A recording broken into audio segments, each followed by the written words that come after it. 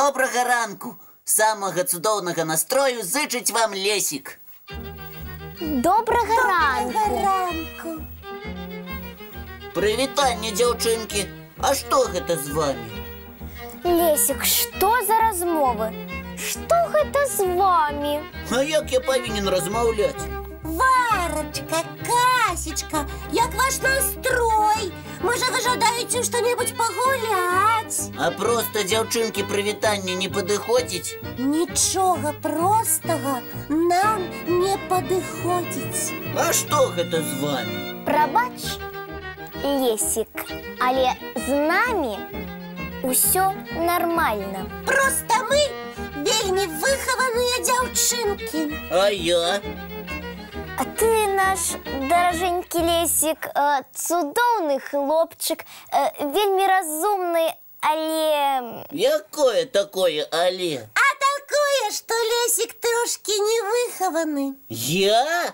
Ды я самы выхаваны з усіх самых выхаваных хлопчыкаў, а таксама з зайчыкаў і яшчэ самы разумны з усіх навукоўцаў. Хіба так можа гаварыць выхаваны разумнік? Можа.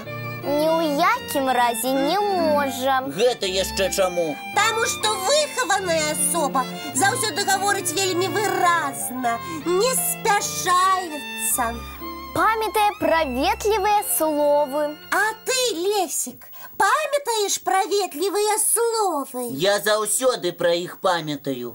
А чаму тады не карыстаешся?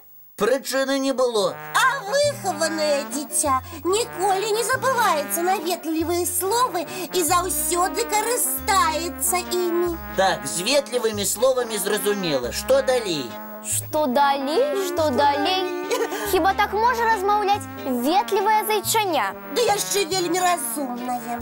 Дзяўчынкі, паважаныя, вельмі выхаваныя і лепшыя мае сяброўкі, калі ласка. Малайчына, Лесік, значна лепш. Дзякуй, але спыніцеся, калі ласка. Што? Ты зноў вырашыў стаць зусім невыхаваным? Ой, усё.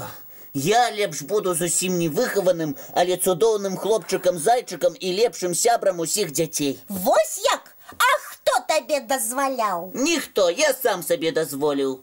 Да, Лесік, такога мы ад цябе не чакалі. А зараз для ўсіх сваіх выхаваных і не вельмі сяброў я пакажу мультфільм. Кася і Вара, калі жадаеце, можаце далучацца.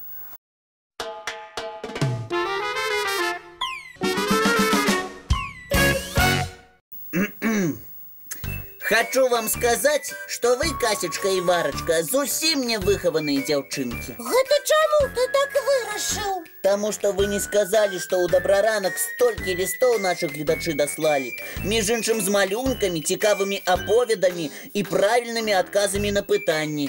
Ой, дзякуй, даражэнькія. А вы толькі ветлівыя словы адна адной пераказваеце. І гэта трэба. А я вось пра нашых гледачоў думаю. Іх лісты прачытаў і зараз самыя цікавыя збіраюся агучыць і вам. Лесік, да ты малайчына. Проста золата, а не Лесік. Ды ну. Такі разумненькі. Во як загаварылі. Мы з Касечкай зараз выправімся. Праўда, Кася? І будзем табе, Лесічак, дапамагаць чытаць лісты гледачоў. Дзякуй. Разам любую справу цікавей рабіць. Вось і цудоўна. Касечка, сядай бліжэй. Памятаеце, мы прасілі гледачоў прыдумаць загадкі пра гародніну. І многія дзяўчынкі і хлопчыкі з задавальненнем адгукнуліся на нашу просьбу. І зараз слухайце загадку ад Ганначкі Пчалінцавай. Ён чырвоны і вялікі, а бывае яшчэ жоўты. Здагадаліся, пра якую гародніну ідзе размова? Я лічу, што адказ памідор. І мне так здаецца. А ў мяне незнарок новая загадка прыдумалася. Як называюць вельмі выхаванага памідора? А такія бываюць? Бываюць, думайце. У нас з Касей няма адказу. Тады папытайцеся ў нашых гледачоў. Яны павінны даць падказку. І гледачы не ведаюць. Варачка, што ты загадала? А адказ вельмі просты і вясёлы. Усім, хто любіць чытаць, знаёмы сеньор Памідор. Толькі гэты сеньор Лічы, што хлопчык Чыпаліна Самыя выхаваны ва ўсім агародзе. Сябры, хто з вас не памятае казку італьянскага пісьменніка Джанні Радары «Прыходы Чыпаліна»? Ці зусім ніколі яе не чытаў? Сёння ж знайдзіце кніжку і перачытайце гэту гісторыю. Бачыце, Ганначка Пчалінцава загадала нам одну загадку, а мы придумали другую. Цікавая гульня атрымалася. Одну загадку адгадваеш, другую тут жа прыдумваеш. Толькі мы не вельмі добра пазнаёміліся з юнай аўтаркай ліста, а дзяўчынцы 9 гадоў, і вучыцца яна ў 4 класе. А яшчэ Ганна займаецца плаваннем і настольным тэнісам. А яшчэ яна вельмі любіць глядзець наш «Добраранак». Ад нас і часопіса «Рукзачок» Ганначка абавязкова атрымае невялікі падарунак. А наша пастаянная глядачка Марыя Кірыловіч таксама адгукнулася на просьбу намаляваць сваю любімую гародніну. І у Марыі цудоўна атрымалася радыска. І не адна, а нават 3. Радыска мама, радыска дачушка і радыска сынок.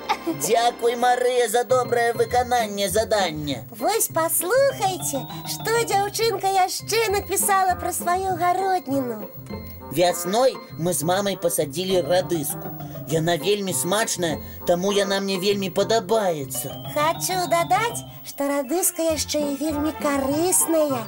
У ёй шмат вітамінаў. А яшчэ Маша ведае шмат казак пра гародніну. Рэбка, пеўнік і бабовая зернятка, кот, ліса і пеўнік. Вук і 7 козлят, мужик і мядзведь. Сябры, а вы усе гэтыя казкі чыталі? Калі не, абавязкова пачытайце. А зараз усім маленькім мастакам і усім гледачам Добраранка мы дарым мультфільм.